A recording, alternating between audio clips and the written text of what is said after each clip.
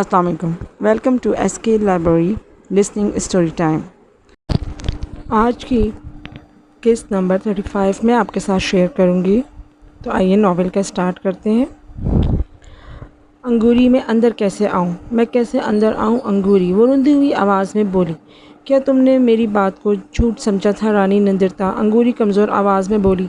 मैंने कहा था ना कि जो कुछ तूने किया है उसमें सिर्फ तुम्हारा ही हाथ नहीं है, बल्कि मेरा एक पुराना दुश्मन समूह लाला तुम्हारे ज़रिए अपनी कोशिश में कामयाब हुआ है। अगर तुम मेरे साथ ये धोखाबाजी ना करती तो मेरी बेरी समूह लाला को कामयाबी ना होती। मैं अब तक आज़ाद थी, वो मुझसे दूर दूर रहा। उसकी कभी हिम्मत नहीं पड़ती थी कि वो मुझ पर वार करने की कोशिश करता या कभी मेरे सामने आता, लेकिन अफसोस की बात यही है कि उसने तुम्हारे ज़रिए ये फ़ायदा उठाया। तुम्हारे ज़रिए नंदिरता, जिसकी सबसे बड़ी हमदर्द मैं थी। तुमने जो कुछ समझा था गलत समझा था नंदिरता। मैं तुम्हारे बेटे ससगुरु के लिए किसी तौर भी तकलीफ़ दे साबित ना होती। मैं तो उसकी ज़िंदगी की मुहाफ़िज़ थी। अंगूरी ने कमज़ोर और ठहरे ठहरे अंदाज में ये जुमले अदा किए। रानी नंदिरता फूट फूट कर रोने लगी। अंगूरी अंगूरी, जो कुछ तुम कह रही हो मेरी समझ में नहीं आ रहा, पर मुझे इस बात का बेहद बहुत अफसोस है कि मेरी वजह से तुम भूखी प्यासी पड़ी हो। तुम्हारा शुक्रिया रानी नंदिरता कि तुमने मेरे लिए 2 आंसू तो बहा लिए, पर मैं उसे क्या समझूं, मेरा जो मेरी इस दुर्गत का बाइस बना है। वो रो रहा है मेरे लिए, जिसने मेरे जन्म जन्म की आशाओं को खाक में मिला दिया। अब न जाने कब तक मुझे इस हाल में रहना पड़े। मैं अपनी इस हमदर्द दोस्त को क्या समझूं, जिसने खुद ही मेरी राह में कांटे बिछाए और अब खुद ही अफसरदा है। भगवान के लिए अंगूरी, मुझे अपना दुश्मन मत समझो। तुम मुझे सिर्फ एक माँ समझो, वो माँ जिसने अपने बेटे के लिए तुम्हारी हकीकत जानना चाहिए थी। बस इस केस से ज़्यादा मेरा और कोई मकसद नहीं था। अब इन बातों को छोड़ो रानी नंदिरता, अब इन बातों में तुम्हें क्या मिलेगा। नहीं अंगूरी, तू अगर ज़िद पर अड़ी हुई है तो ले, मैं अपनी ज़िद तोड़ देती हूँ। मुझे इस तरह मरते नहीं देख सकती। भगवान की सौगंध, तुझे भूखा प्यासा देखकर मेरी आत्मा तड़प उठी है। मैं इस समय तक भोजन नहीं करूँगी जब तक कि तेरे पेट में अन्न न पहुँचा दूँ। ऐसी बातें कर रही हो नंदिरता जो तुम्हारे बस की बात नहीं। अंगूरी ने कहा, बस तू देखती रह, मैं हंगामा कर दूँगी, कुछ भी हो जाए मैं तेरे लिए ज़रूर कुछ ना कुछ करूँगी। मैं जा रही हूँ अंगूरी, मैं एक बार फिर जा रही हूँ, मगर मेरे आने से पहले मर ना जाना, वरना मैं सारा जीवन खुद को माफ़ नहीं करूँगी। रानी नंदिरता ने कहा और फिर वो रोती हुई वहाँ से पलट पड़ी। इस बार उसने अंगूरी से कुछ पूछने की कोशिश नहीं की थी। राजा हरि को वापस जा चुका था, लेकिन रानी नंदिरता सुकून से नहीं थी। उसने फैसला किया था, वो अटल था। चुनांचे नंदिरता सीधी राजवरिया के पास गई और पहली बार उसने अंगूरी की कहानी उसे सुनाई, लेकिन इस कहानी में से उसने वो जुमले हज़फ कर दिए जिसमें राजा हरीते के कत्ल की बात थी। अलबत्ता अंगूरी के बारे में उसने ये बताया था कि वो एक सुंदर नारी है और इस तरह से उसे मिली थी और वो कई खूबियों की मालिक है। अनोखी बात है, हमारी समझ में नहीं आई। राजवरिया ने कहा, आपसे मशवरा करना चाहती हूँ महाराज कि अब क्या किया जाए। क्या करना चाहती हो नंदिरता, राजवरिया ने कहा। मैं चाहती हूँ कि सारे अंदेशे नज़रअंदाज करके उसे सबसे पहले इस कैद खाने से निकालूं। भगवान की सौगंध, मैंने भी सौगंध खाई है कि जब तक उसे अन्न पानी नहीं दे दूंगी खुद भी कुछ ना खाऊंगी। ओह, अगर ये बात है तो जाओ अपने पिताजी से मिलो, उनसे कहो कि वो विजय कपूर महाराज को लेकर यहाँ आएँ और इस बेचारी लड़की को इस मुसीबत से निजात दिलाएं। उसके बाद तुम अंगूरी से उसकी असलियत पूछ लेना। अगर वो इस काबिल हो कि उसका विवाह गुरु से किया जा सके तो फिर कर देना, वरना जैसे भी हालात हो। राजवरिया ने कहा, मेरे सुंदर नगर जाने की तैयारियां करें महाराज। मैं तेज़ रफ्तार घोड़ों पे ही जाऊंगी ताकि जल्द अज जल्द सुंदर नगर पहुंच सकूं। मुझे अफसोस है कि मैंने पिताजी को जाने दिया, मैं तो बिला वजह एक मुसीबत में फंस गई हूँ। रानी नंदिरता ने कहा, ठीक है, तुम घोड़े के बजाय ज़्यादा घोड़ों की रथ पर सवार होकर चले जाओ। महाराज हरि कौर और विजय कपूर महाराज को अपने साथ ले आना, राजवरिया ने कहा और रानी नंदिरता ने तैयारियों का हुक्म दे दिया। यह हकीकत थी कि रानी नंदिरता के दिल पर सख्त चोट लगी थी। अंगूरी उसकी निगाहों में पुरस्कार ज़रूर थी, पर उसे इस लड़की से कोई बैर नहीं था।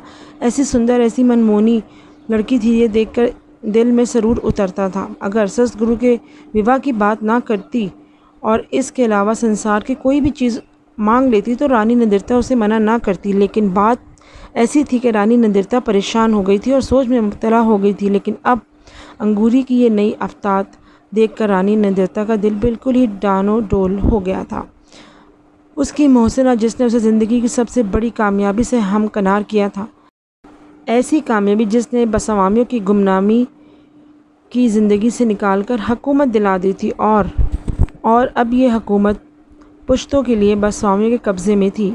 इस मोहसिना को नंदिता ने भूख प्यास में मुब्तला करके मौत के दरवाजे तक पहुंचा दिया था। रोज़ सफ़र कर रहे थे और रानी नंदिता दिन रात की परवाह किए बगैर सुंदर नगर जा रही थी, यहाँ तक कि वो अपने बाप की राजधानी में दाखिल हो गई। राजा हरिकोर को बेटी की आमद की इत्तला मिल गई थी।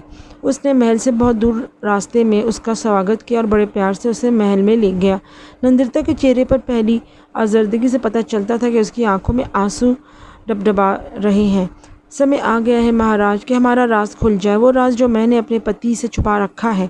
अगर मेरे पति को ये बात मालूम हो जाए कि राजा हरीते की मौत का बाइस मैं ही हूँ, तो उसके बाद मैं नहीं कह सकती महाराज कि क्या हो। राजा हरिकोर ये बात सुनकर परेशान हो गया। उसने सरसीमा लहजे में कहा, लेकिन राज खुल कैसे सकता है नंदिता? इसलिए कि मैंने राजवरिया को अंगूरी के बारे में बता दिया है। तुमने? हाँ पिताजी। महाराज विजय कपूर महाराज ने हमें ये नहीं बताया था कि हम कैद के दौरान उसे अन्न पानी भी नहीं दे सकते। क्या मतलब?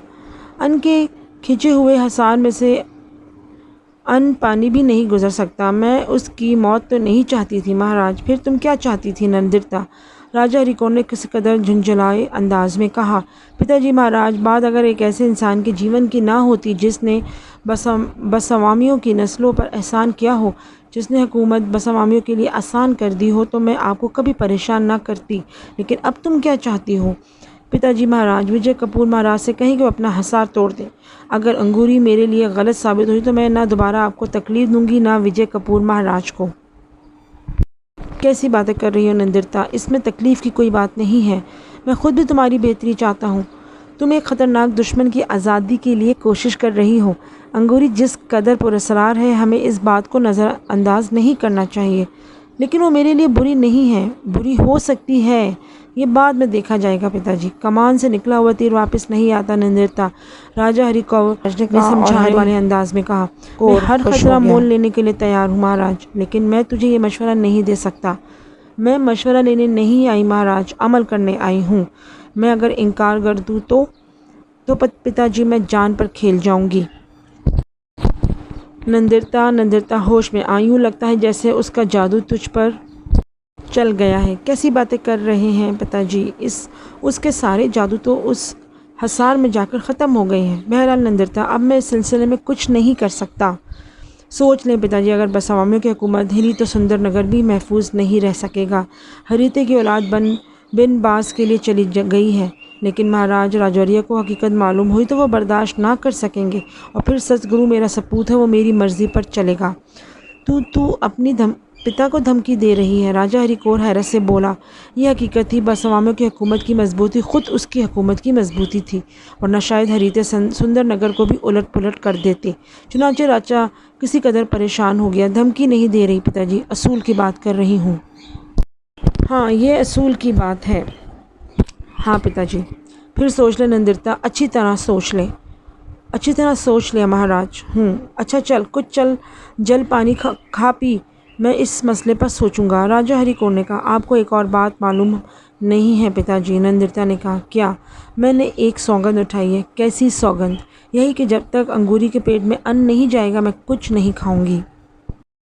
क्या कह रही हो नंदिता? राजा हरिकोर चौंक पड़ा, उसकी आंखें फैल गईं। हाँ पिताजी, मैंने ये सौगंध खाई है। ओह, तूने तो मुझे परेशान करके रख दिया है नंदिता। अच्छा, तू थोड़ी देर आराम कर, मैं विजय कपूर महाराज के पास चलने की तैयारी करता हूँ। राजा हरिकोर ने कहा और खड़ा हुआ। मैं भी आपके साथ ही चलूँगी महाराज, रानी नंदिता ने कहा, और राजा हरिकोर ने गर्दन हिला दी। बेटी की जिससे वो काफ़ी परेशान हो गया था, और ये परेशानी दोहरी थी। रानी नंदिता के जहन पर जिस तरह अंगूरी असरअंदाज हुई थी, उससे अंदाज़ा होता था कि वो सब कुछ कर बैठेगी जो वो कर सकती हो। और ज़ाहिर है राजा हरिकोर ये बात नहीं चाहता था कि उसकी हुकूमत कमज़ोर पड़े और बसवामियों के दरमियान कोई इंतशार पैदा हो। ज़ाहिर है ये इंतशार तो उसकी हुकूमत के लिए बेहद खौफनाक था।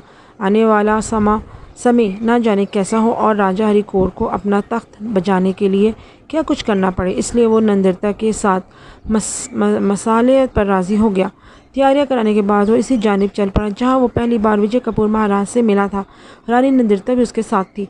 विजय कपूर की खानकाह एक वीरानी में थी जहां वो गार में बंद रहा करते थे और जब वो गार से बाहर आते तो उनके चेले चांटे उनकी यात्रा का बंदोबस्त कर देते। चुनांचे जब हरिराज कौर और रानी नंदिता पहाड़ों में से उस जगह पहुंचे जहां विजय कपूर महाराज की खानकाह थी तो नीचे से ही ने इन्हें चेले चांटों का हजूम नजर आया जो लंबी लंबी हज़ारा तस्बीह हाथ में लिए उन्हें चुप रहे थे। वहाँ एक अनोखा माहौल और एक अजीब मंजर था। राजा हरिकोर इस जगह पहुँच गया लेकिन वहाँ उसकी कोई ख़ास पज़राई नहीं हुई। साधुओं का डेरा था और यहाँ पर राजाओं की कोई ख़ास हैसियत नहीं थी। राजा हरिकोर ने एक साधु से कहा कि वो विजय कपूर महाराज से मिलने आया है, उन्हें उसके आने की इत्तला दी जाए और ये कि वो बड़ी दूर से आया है और हर हालत में उनसे मिलके जाने का ख्वाहिशमंद है। साधु गर्दन हिलाने लगा। ये मुमकिन नहीं है महाराज। साधु ने तस्बीह के दाने रोकते हुए दांत निकाल कर कहा। क्या मतलब? मतलब ये कि विजय कपूर महाराज अब आपसे नहीं मिल सकते। साधु ने तस्बीह के दाने दोबारा पढ़ने शुरू कर दिए। मैं राजा हरिकोर हूँ, तुम उन्हें जाकर ये इत्तला दो कि मैं उनसे मिलने आया हूँ। मैं कैसे जा सकता हूँ महाराज? वो तो गार में बंद हो चुके हैं और अब इस समय तक किसी को उनकी यात्रा नहीं हो सकती जब तक वो खुद गार से बाहर ना आए। आपको शायद उनके बारे में मालूम नहीं है महाराज। वो अपनी मर्ज़ी से गार से बाहर आते हैं और अपनी मर्ज़ी से गार में बंद हो जाते हैं और जब वो गार में चले जाते हैं तो हमारा काम सिर्फ यही होता है कि यहाँ बैठे माला जपते रहें। ओह, राजा हरिकोर ने परेशानी से कहा। तो क्या वो गार के अंदर जा चुके हैं? हाँ महाराज। कितने समय की बात है? तीसरा दिन है आज, साधु ने जवाब दिया और राजा हरिकोर ने परेशानी से रानी नंदिता की तरफ देखा। रानी नंदिता का चेहरा धुआं धुआं हो रहा था। चंद लम्हे वो कुछ सोचती रही, फिर ज़िद्दी लहजे में बोली, कुछ भी हो महाराज, इन्हें हमसे मिलना ही होगा। अरे अरे पगली, साधु संत ऐसे नहीं होते कि राजा महाराजाओं और ताकतवरों के सामने झुक जाएं। ये लोग मर जाते हैं पर झुकते नहीं किसी के आगे। ये तो उनकी मर्ज़ी की बात है। मैं कहती हूँ पिताजी महाराज, इन्हें हमसे मिलना ही होगा। रानी नंदिता हटीले लहजे में बोली। अब तू मुझे परेशान करने पे तुली हुई है नंदिता, बता मैं क्या करूँ? विजय कपूर महाराज को गार से निकालो, रानी नंदिता ने कहा। कैसे मुमकिन है? हर नामुमकिन को मुमकिन बनाया जा सकता है पिताजी। ये किसी के जीवन का सवाल है। विजय कपूर महाराज साधु हैं। अगर वो साधु हैं तो उन्हें ये बात माननी चाहिए कि किसी के जीवन को बचाने के लिए सारे आराम कुर्बान कर दिए जाते हैं। अपना आप त्याग देना पड़ता है दूसरों के लिए, तब आदमी भगवान के नज़दीक होता है। पर वो आराम तो नहीं कर रहे होंगे नंदिता। ये तो उनकी तपस्या का वक्त है। राजा हरिकोर ने कहा। ये किसी के जीवन जाने की बात है। अगर आप महाराज विजय कपूर को गार से नहीं निकाल सकते तो फिर मैं ये कोशिश करती हूँ, रानी नंदिता ने कहा और आगे बढ़ गई।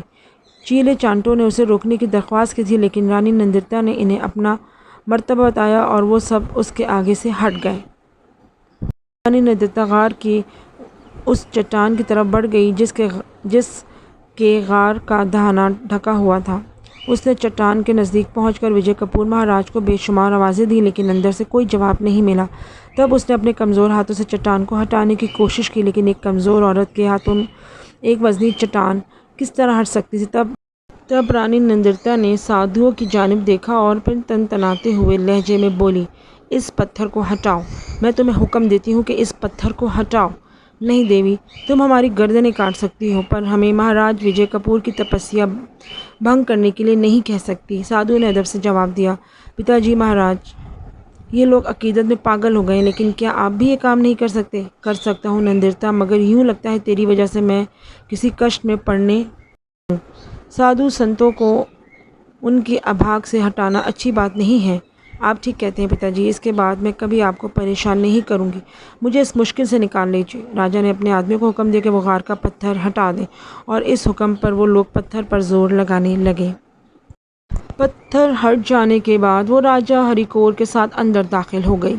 ये एक लंबी और तारीख सुरंग थी जिसमें गहरा अंधेरा छाया हुआ था लेकिन दूर, बहुत दूर रोशनी का एक सिरा नज़र आ रहा था। वो दोनों तारीकी में आंखें फाड़ फाड़ कर एक दूसरे को देखने की कोशिश करने लगे। तब नंदिता बोली, वो इस तरफ रोशनी है महाराज, कौन जाने इस तरफ क्या है। आज्ञा दे तो मैं उस तरफ जाऊं। नहीं, मैं भी चल रहा हूँ, राजा ने कहा और दोनों बाप बेटी चल पड़े। काफ़ी देर के बाद वो लंबी सुरंग के उस सिरे पर पहुँच सके जिसकी दूसरी तरफ सूरज की रोशनी चमक रही थी। वो ये गुफा का दरवाज़ा था। दोनों चंद साथ यहाँ रुके और फिर अंदर दाखिल हो गए। दूसरी सिमत एक रोशन और कुशादा गार था जिसमें ठंडक फैली हुई थी। सूरज की रोशनी बुलंदी के एक सुराख से आ रही थी और इस सुराख से नीला लिबास साफ नज़र आ रहा था। उन्होंने गार में चारों तरफ निगाह दौड़ाई और फिर एक मंजर देखकर वो दोनों साकित और जामिद रह गए। गार के बीचों बीच एक मर्ग छाला बना हुआ था। मर्ग छाला के पास पानी का भरा हुआ एक कलसा रखा था। कलसे के पास एक सियाह रंग का कुंडल और लकड़ी की खड़ाओं रखी थी और सबसे हैरत अंगेज़ चीज़ जो थी वो मर्ग छाला पर बैठा हुआ एक इस्तख्वानी ढांचा था। हाँ, एक इंसानी ढांचा जिसके पूरे बदन पर गोश्त या खाल का एक निशान भी ना था। ढांचा पालती मारे बैठा था। इसके दोनों हाथ जुड़े हुए थे, बिल्कुल तपस्या के अंदाज में। राजा हरिकोर हैबत से लरज़ उठा था। वो खौफज़दा निगाहों से इस इस्तख्वानी वजूद को देख रहा था जो बेजान था। रानी नंदिरता भी फटी फटी निगाहों से उसको देख रही थी। देर तक खामोशी रही और फिर राजा हरिकोर की सुरसराती आवाज़ उभरी, अब कुछ और भी देखना चाहती है नंदिरता? महाराज, महाराज कहाँ हैं? नंदिरता की लरजती हुई आवाज़ उभरी। मन की आंखों से देख, तू उनकी खड़ाओं और खुंडल नहीं पहचान रही, मगर पिताजी महाराज, साधु संतों के खेल न्यारे होते हैं, उनकी हुकूमत अलग होती है। नंदिरता, तुमने गार का दहाना खुलवा लिया, अब कोई ताकत महाराज को हमारे सामने आने पर मजबूर नहीं कर सकती। तो क्या अंगूरी यूं ही मर जाएगी? मैं ये नहीं चाहती। नंदिरता ज़ारों कतार रोने लगी। फिर वो धीरे लहजे बोली, विजय कपूर महाराज, वापस आ जाइए, हमें आपकी ज़रूरत है। वापस आ जाइए विजय कपूर जी। आओ नंदिरता, हमने जो पाप किया है वही बहुत है। अब तुम उनकी आत्मा को और परेशान मत करो। रानी नंदिरता रोती हुई गार से निकल आई। वो वापसी में भी सारे रास्ते रोती रही। राजा उसे समझा रहा था कि रानी को इतना बुज़दिल नहीं होना चाहिए। नंदिरता, हिम्मत से काम लो, अगर उसका जीवन हमारे लिए बहुत होता तो महाराज उसकी सहायता ज़रूर करते। पर मैं क्या करूं पिताजी महाराज, मैं उसकी मौत तो नहीं चाहती थी। काश उसके बारे में मुझे कुछ मालूम हो जाता। अब वो भूखी प्यासी तड़प तड़प कर मर जाएगी। नंदिरता ने रोते हुए कहा, मुमकिन है उसकी मौत ही हमारे हक़ में बेहतर हो। नहीं महाराज, वो इतनी बुरी नहीं है महाराज, वो इतनी बुरी नहीं है, नंदिरता ने कहा और फिर वो महल वापस पहुंच गई। मैं अभी वापस जाऊंगी, मेरा यहाँ रुकना ठीक नहीं है। थकी हुई नंदिरता, थकी हुई हो, कुछ देर आराम करो, एक आध दिन में वापसी चली जाना। नहीं महाराज, मैं अब नहीं रुक सकती, नंदिरता ने कहा। फिर राजा की लाख कोशिश के बावजूद यहाँ नहीं रुकी और वापस चल पड़ी। उसने खुद ही अंगूरी को उसके जाल में फांसा था, लेकिन अब उसका दिल अंगूरी के लिए खून के आंसू रो रहा था। वापसी का सफ़र करते हुए वह इसी के बारे में सोच रही थी। है राम, क्या करूँ? उससे तो मेरी कोई दुश्मनी नहीं थी, मैं तो बिला वजह उसकी हथियारी बन गई। अब मैं उसे क्या मुंह दिखाऊंगी? दूसरी मुझसे बड़ी गलती ये हो गई कि मैंने अपने पति को उसके बारे में सब कुछ बता दिया। अब अगर ये भेद खुल गया तो क्या राजा अपने भाइयों के कातिलों को माफ़ करेगा? मुझे अक्ल से काम लेना चाहिए, मुझे समझना चाहिए। लेकिन अंगूरी की आँख कुछ इस तरह दिल में सुलग रही थी कि वापस पहुंचकर भी उसने दरिया का ही रुख किया। शाही बजरा हमेशा दरिया के किनारे पर रहता था और उसके इशारे पर उसे दरिया के दरमियान खूबसूरत जजीरे पर ले गया। रानी नंदिरता ने किसी को अपने साथ नहीं लिया था। वह जजीरे पर पहुंचने के बाद उस हसीन इमारत की तरफ बढ़ गई जो दर हकीकत अंगूरी के लिए कैद खाना थी। इतने खूबसूरत कैद खाने में इतनी ही खूबसूरत लड़की को कैद किया जा सकता था, लेकिन इमारत के दरवाजे के अंदर कदम रखते ही रानी नंदिरता का दिल हौले हौले काँप रहा था। उसे अपने मुजरिम होने का एहसास हो रहा था। चुनांचे वो शर्मसार सी उस जगह पहुंची जहाँ दायरे के अंदर अंगूरी का वजूद पड़ा हुआ था। वो खूबसूरत दिलकश लड़की जिसे पहली बार रक्स करते देखकर रानी नंदिरता ने सोचा था कि अगर ये लोगों के दरमियान आ जाए तो क़यामत बर्पा हो जाए। अपनी दिलकशी खो चुकी थी। उसके रख्सार की हड्डियाँ उभर आई थी। नाजुक होठ सूखी हुई गुलाब की पत्तियों की मानित कुमलाई नज़र आ रही थी। उसकी हसीन आँखें जो कभी फतामंदी की चमक रखती थी अब इस तरह बेनूर नज़र आ रही थी जैसे उनकी रोशनी जाती रही हो। अधखुली आँखें जो नकाहत के बावजूद पूरी तरह खोली जा सकती थीं, दरवाजे के जानिब निगरां थी। रानी नंदिरता पहली निगाह में तो यही समझी कि अंगूरी मर चुकी है और इसकी खुली हुई बेनूर आँखें उसकी राह तकते तकते अपना हुस्न खो बैठी हैं। लेकिन जब नंदिरता को देखकर उनमें हल्की सी चंबिश हुई तो नंदिता को एहसास हुआ कि उसका पहला ख्याल गलत था। रानी नंदिता दायरे करीब पहुंचकर इन गैर मरीज दीवार को टटोलने लगी जो उसके और अंगूरी के दरमियान हाइल थी। उसके दिल में एक आरज़ू पैदा हुई कि काश वो दीवारें खुद ब खुद ख़त्म हो गई हों, लेकिन भला सोची हुई बात भी कभी पूरी होती है। अरे बदस्तूर कायम थी। रानी नंदिता सिसक पड़ी और अंगूरी अपने कमज़ोर हाथों से सहारा लेकर उठने की कोशिश करने लगी। बमुश्किल तमाम वो उठकर बैठ सकी थी। फिर उसकी सवालिया निगाहें नंदिता पर जम गई और उसकी मुहीन सी आवाज़ उभरी, आवाज़ जो नकाहत से भरपूर थी। रानी नंदिता, मेरा ख्याल है तुम सुंदर नगर गई थी। उसने पूछा। हाँ अंगूरी, तुम्हारा कहना ठीक है। किस लिए गई थी रानी नंदिता? इसलिए कि जो पाप कर बैठी हूँ उसका प्रायश्चित करूँ। रानी नंदिता ने सिसकते हुए कहा और अंगूरी आहिस्ता से हंस पड़ी। उसके हल्क से ऐसी आवाज़ें निकल रही थी जैसे हड्डियों पर कोई चीज़ आहिस्ता आहिस्ता बजाई जा रही हो। फिर उसने नीम मुर्दा आवाज़ में कहा, तुमने बिला वजह तकलीफ़ की रानी नंदिता। मुझसे पूछती तो मैं तुम्हें मना करती थी। क्यों अंगूरी, क्यों? रानी नंदिता ने ताज्जुब से कहा। नंदिता, जुल्म कर कर अब उसका तोड़ करना चाहती हो। अगर तुम्हें मेरा इतना ही ख्याल था तो पहले ही इस हरकत से बाज रहती। अंगूरी ने नफ़रत से कहा। नहीं अंगूरी नहीं, तुम जानती हो मैंने सब इसलिए नहीं किया कि तुम्हें तकलीफ़ पहुँचे, बल्कि सिर्फ अपने सस गुरु के लिए चाहती थी कि तुम्हारी हकीकत मेरे इल्म में आ जाए। बस अब इन फजूल बातों को छोड़ो नंदिता। अगर तुम जाते वक्त मुझसे पूछ लेती तो मैं तुम्हें बता देती निकल कि समूह लाला कभी वो सब कुछ ना ही करेगा जो तुम चाहती हो। वो तो सदा से मेरा बैरी है। और फिर भला वो काम जो उसके सबसे बड़ी मनोकामना थी होने के बाद क्या उसका अजाला करने के लिए तैयार हो जाता? अंगूरी ने लरजते हुए कहा। अंगूरी, भगवान की सौगंध, मैंने जीवन में बहुत बड़ा पाप किया है। मैं अब इस पाप के लिए कभी खुद को माफ़ नहीं करूँगी। हाँ नंदिता, भगवान भी तुम्हें इस पाप के लिए कभी माफ़ नहीं करेगा। तुमने विश्वासघात किया है।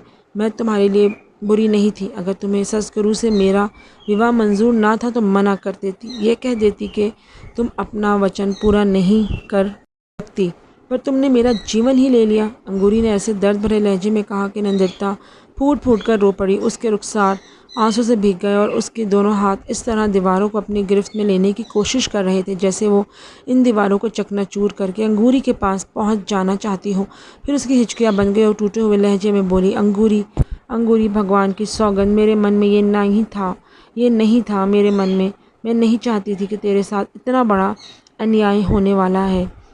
मुझे क्षमा कर दे अंगूरी, मुझे क्षमा कर दे, वरना मैं सारा जीवन जलती रहूँगी।